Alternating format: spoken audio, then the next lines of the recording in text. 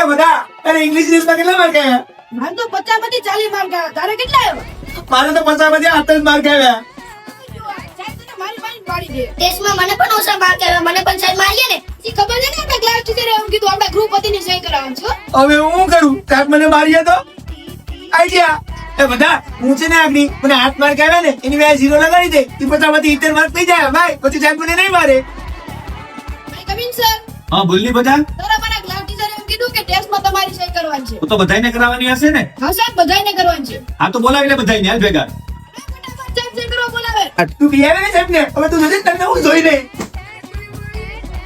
તું તો વિગ્રહ છે કે વિવાદ ન હોય. આ શિયાળો છે ને તેમાં સડામાંથી પેન્ટ પહેરી લેવાય. તી સાહેબ લાકડી મારે ને લાગે નહીં ભાઈ. હા બધા તારે કેટલા માર્ક આવ્યા? ભાઈ 50 માંથી 40 માર્ક આવ્યા. અરે વાહ વેરી ગુડ. આમાંથી કંઈક શીખો. બધા હસી મહેનત બધા જેવો. આગળ કાના તારે કેટલા માર્ક આવ્યા? સાહેબ મને તો 50 માંથી 70 માર્ક આવ્યા. પેલા બસામાંથી 70 માર્ક કઈ રીતને આવ્યા? સાહેબ એ તો હું બહુ મહેનત કરું ને એટલે. એક ચીટિંગ કર્યું લાગે. તેમાં 0 લગાડે ને હાથની મેં. નહીં સાહેબ મેં કઈ ચીટિંગ નથી કરી. હાથમાં 0 લગાડે ને. નહીં નહીં સાહેબ. અરે અરે ચીટિંગ કરે છે. ગમે તે ભણો ને. સાહેબ, સાહેબ, સાહેબ, સાહેબ, સાહેબ. કમ્પ્લેન મારે કોણ કરવું પડે? હે?